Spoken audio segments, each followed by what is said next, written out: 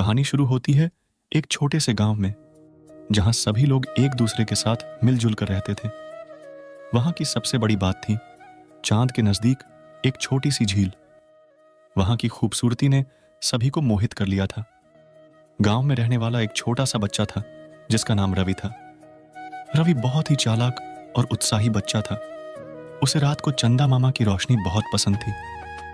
वह हर रात चांद की खोज में जाता था। एक दिन रवि चांद की झील के किनारे गया। चांद की झील को अभी तक किसी ने छुआ नहीं था। रवि ने सोचा, यह झील तो मेरे चांद से मिलती जुलती है, मैं इसे भी छू सकता हूं।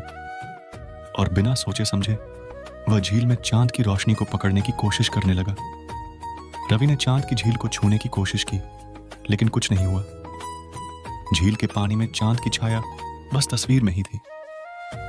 वह बहुत जोर शोर से कोशिश करता रहा, पर चंदा मामा की रोशनी को छूने में नाकाम रहा।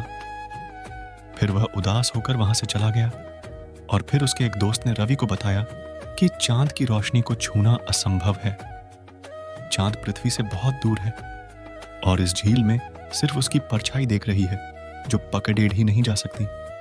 उसने यह भी कहा कि हमें अपनी खुशियां और सफलता को पाने के लिए अपनी मेहनत को सही जगह लगाना चाहिए। रवि ने अंधेरे में चंदा मामा की छाया को छूने की गलती समझी। उसे समझ आया कि अपनी मेहनत को सही जगह पर लगाना बहुत जरूरी होता है।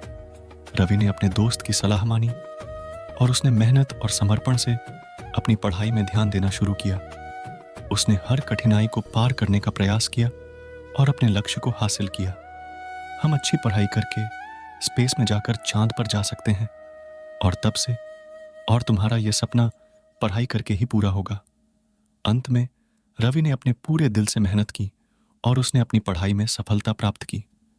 वह जान गया कि जीवन में सफल होने के लिए मेहनत करना और सही दिशा में अपनी मेहनत लगाना बहुत जरूरी होता है।